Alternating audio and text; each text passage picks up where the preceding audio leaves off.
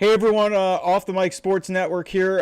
Previewing Week 6. Didn't get these picks in time. Been a lot of stuff going on. Busy time in the sports world, obviously with the Cleveland Guardians. But didn't get my chance to pick games, at least ahead of the Thursday night game. 49ers did beat the Seahawks 36-24. So the 49ers now sort of move into first place, I guess, for in that wild NFC West. But let's run through these games in Week 6. An interesting slate. Let's start in London. The Jags, off their first win of the season, taking on the Bears. The Bears are 3-2 quietly. Caleb Williams played some of his best football. Meeting of former number one picks, like the most recent number one pick in Caleb Williams, prodigy, and Trevor Lawrence, who was the prodigy before him. And this is going to be an interesting game. Chicago's only favored by 1. The Bears are technically the home team in this game, but it's in London. I'll take the Bears in this game. I mean, Jacksonville's defense is not particularly that great, and I like what I've seen from Caleb Williams. So I'll take the Bears in this game to go to 4-2, and you know who'd have saw that coming. But yeah, I like what I've seen from this Bears team recently. Cardinals at the Packers. The Packers are 3-2, and you know, they get the nice rebound win off of the loss against the Vikings. They get a win in LA. Now they face the Cardinals. The Cardinals are a really fun team, but I always venture when you have these East Coast, these West Coast teams going to a different time zone. This is the Central time zone, but it's an early kick. It's a 10 a.m. body clock in Arizona for the Cardinals. I like what I've seen from Kyler Murray, but this team's been so inconsistent. Like, they can be fun one week and they can get blown out. I side with the Packers and Jordan Love in this team. They've looked pretty solid. I mean, they had the loss in Week 1 to Philadelphia, and then they obviously had the loss against Minnesota where they made the crazy comeback at the end to make it kind of interesting. But I got Green Bay winning this game. Green Bay's favored by 4.5. That feels about right. The home team typically gets favored, but yeah, I'll take the Packers in this one. Tennessee, 1-3. They're hosting Indianapolis. The Colts, who are 2-3. Still undetermined. At least I haven't seen anything to the contrary. That it looks like Joe Flacco is going to get another start here. He's been outstanding. They did lose last week at Jacksonville, but Joe Flacco was a big reason why they had a chance to win the game. Joe Flacco should frankly still be playing for the Cleveland Browns, but that's another subject for another day. The Titans are favored by 2.5 in this game, but I think that's partly because they're at home. Give me the Colts here. Give me the Colts. Tennessee's not very good. There's not a whole hell of a lot that they do very well.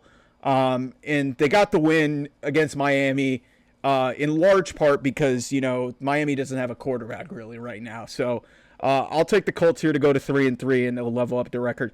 Texans and Patriots. So this is the big debut of Drake May, the number 3 pick in the NFL draft. He's going to start this game. Rookie quarterbacks have actually fared pretty well, but I anticipate that this is not going to be a good. This is not going to be a good welcome to the NFL. It's going to be like the stereotypical welcome to the NFL moment. Houston's favored by 6.5 for a reason. Since the opener, the Patriots are just not scoring points. They've lost 4 in a row. There's a reason they made this quarterback change. D'Amico Ryans is a great defensive mind as the head coach. I think Houston wins this relatively easily. Maybe Drake May gets his first. Maybe Drake May gets a nice showing in this game. I think he did throw a touchdown in the game that he came into. But yeah, I just don't see a lot of optimism. And then the Patriots season after that, Week 1 win at Cincinnati has kind of gone the way that we expected. The Patriots are one of the worst teams in the league. So I expect the Texans to win this game pretty easily. Bucks and Saints, this has turned into a really interesting game because for a lot of reasons. I mean, the Saints, after starting 2-0, have lost 3 in a row. And now the Saints have a quarterback issue because Derek Carr's out. Spencer Rattler is going to get the start for the Saints, which I'm disappointed. I want to see Jake Haener get a start here. But Yeah, the Saints are going to start Spencer Rattler, so another rookie quarterback in this situation. Bucks having a long time to stew over that blown opportunity against Atlanta on Thursday night, back about 9-10 days ago. And Baker Mayfield, like, he played well for a half. He's played well for most of the season. Saints have a defensive head coach, but their defense is not amazing by any stretch of the imagination. So Bucks favored by 3.5 on the road. I'll take the Bucks. I'll ride with my guy Baker to get a win there and get the Bucks to 4-2 and sort of stay near the top of that NFC South division. And then we get to Browns Eagles. I may have like a more in-depth preview of this game in terms of the Browns thoughts because Eagles off a bye. They're angry. They're 2-2. They've got a coaching problem. Just to give you kind of an idea of what Vegas thinks of the Cleveland Browns, and granted, this is in Philadelphia, the Eagles are favored by 9.5 in this game. It's almost a double-digit spread. The Browns are going to get killed in this game because the Eagles are a whole hell of a lot better than a lot of the defenses that the Browns have played this season. Deshaun Watson has not played well. There's a lot of bad press going out about him. I just don't have a ton of optimism in this Cleveland Browns team to keep it even close. This could be a lot like the Washington game this past weekend. So I would expect the Eagles to win. The Browns fall to 1-5. And then you're going to have to, every week that goes by where Deshaun Watson doesn't play well, it's going to be, well, when are they going to make the change? And it's very clear that they're not going to make the change because they're embarrassed. They owe this guy a ton of money and they've got to try and make this work. But at what point do you just end this and rip the Band-Aid off? Because like the season's shot, they went 1-4 in the easiest stretch of their entire season. The rest of their season is brutal. Like this is one of the worst teams in the NFL, and it's a shame because this is one of the most talented rosters in the NFL, aside from the quarterback. So Nick Chubb's probably not going to play in this game. I would expect him back next week. They're ramping him up, but yeah, the Browns are going to get clobbered in this game. The Eagles off a bye after getting really just absolutely destroyed by Tampa Bay. They're going to blow out the Browns. One of the games of the weekend, I'm really looking forward to this. The running quarterback of today versus the running quarterback of yesterday, or the present. You got Jayden Daniels of the Commanders versus Lamar Jackson of the Ravens, the two-time MVP, and this is really the battle for Maryland in the DMV. So this turned into a really exciting type of mid-season, early season game, and Commanders are 4-1, Ravens are 3-2. The Ravens at home favored by almost a touchdown. That tells you what Vegas thinks of the Commanders. Like, they don't really take this team seriously. This is going to be a real test for Jayden Daniels, and I think this is going to be closer than people think, but I think Baltimore will win. Baltimore looks like the old Ravens after the 0-2 start. They've really started to click offensively and defensively. I think Jayden Daniels is going to struggle a little bit in this game, but I actually think this will be relatively close. I think it'll be like 4 or 5 points, maybe a field goal.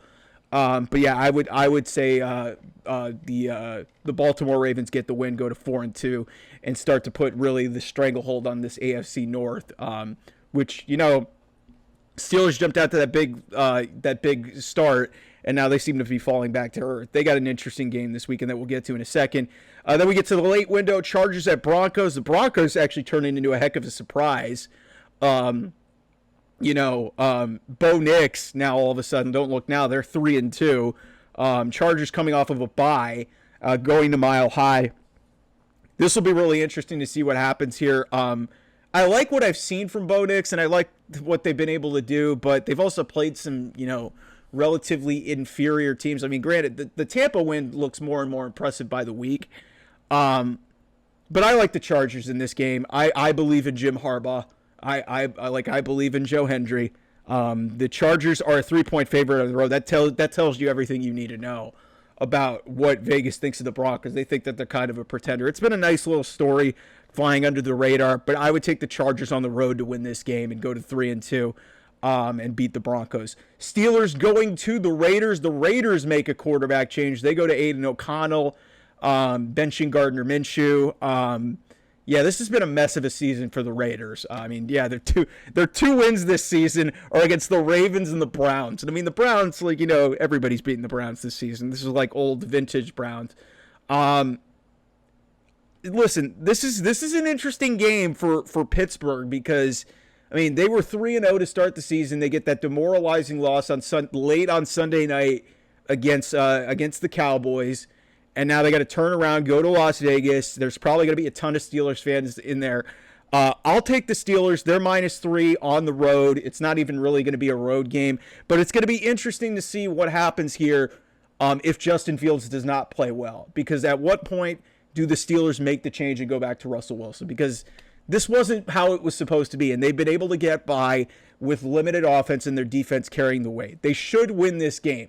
But this also feels, again, like a classic Mike Tomlin special where the team that they're playing they have the talent edge, they have the coaching edge, and this feels like it could be another spot for the Steelers to go on the road and then potentially lay another egg. But they should win this game. They're better than the Raiders. They're better than them, and they should be able to rattle Aiden O'Connell, who's fine, but let's face it, I think he's second-year quarterback, but he, like I said, he doesn't have a lot of experience. And like T.J. Watt, the Steelers should win this game. So, Lions and Cowboys. This is one of the better games of the weekend as well. The Cowboys coming off that big win on Sunday night. They take on the Lions. This is a rematch of that crazy. They think it was a Saturday game that they played where there was the controversial extra guy illegal substitution penalty that cost the Lions that game. Two of the better teams in the NFC. Detroit favored on the road going to Dallas. It's like I said, Dallas is strangely not done well at home, and I think this is going to be another example of that. I like the Lions in this game coming off of a bye, and having a lot of time really to think about this. And Dallas, that emotional last second win against Pittsburgh, I would side with the Lions in this game. Then we get to Falcons at Panthers. The Falcons get a big win in that Thursday night game coming from behind Kirk Cousins. This is a tricky game because it feels like maybe the Falcons are due for a letdown. I just don't trust the Panthers. Atlanta's favored by 6 on the road. I take Atlanta in this game. I really like what I've seen from them recently. They're looking like one of the better teams in that NFC South. And, hey, Kirk Cousins, he threw for 500 yards in that game. It looks like the old Kirk Cousins is starting to come back. You like that Kirk Cousins. So I'll take the Falcons in this game. Bengals at the Giants is the Sunday night game. Boy, what a crappy game that is. Giants defense has actually been playing pretty well. So this is interesting because Bengals defense is not good. And Daniel Jones, say what you will about him, he may not be that great, but in spots where he's faced, a poorer defense, he's done pretty well. Hell, he did pretty well against the Browns defense. And the Browns defense is supposed to be one of the best defenses in the league. Cincinnati is favored by 3.5 on the road. I'm going to take the Giants in this game, man. I don't know what it is, but for whatever reason, the Giants have been able to fit this thing together. And I just don't trust Zach Taylor whatsoever. It's not a Joe Burrow thing. I just don't trust that this defense is going to make any stops, and I don't trust that Zach Taylor, if this game is close, to win a game over Brian Daboll. It's hard for me to pick against the Bengals because they are the more talented team. But if their defense is going to play the way that it has this season, the Giants have shown that they've been able to take care of the ball and sustain drives when they need to. So I'll take the Giants in this game. And then Bills-Jets, Monday night. This is a big one. Interestingly enough, the Jets have made a coaching change. We talked about that. I think it's ridiculous. They also made the coordinator change, or not the coordinator change, but a shuffling in offensive staff. Nathaniel Hackett's no longer calling plays. Todd Downing's calling plays. Jeff Ulbrich now bumped up to head coach. Robert Saleh fired 5 games into the season. The Bills are kind of reeling here. This is really going to be a big indicator early on of how this season's going to go for the Jets, because if the Bills win this game, already a game up in the standings. If the Bills win this game in New York, in New Jersey, and go on the road to face the Jets and win this football game on a Monday night, after everything that has happened, that tells me that the Jets made the completely wrong decision. Because everybody can say what they want, that they, 2036, Robert Saleh he didn't deserve to get fired 5 games this season. If you were going to make this change, you should have made it in the offseason. Like, this felt like an embarrassing, level of thing. Buffalo's favored by 2.5 on the road. I just don't like what I've seen for this Jets offense. I don't know if changing play caller is going to change a whole hell of a lot. So, listen, I'm going to go with Buffalo here. They played really bad the last couple games. I just don't see Josh Allen playing a third straight crappy game in a row.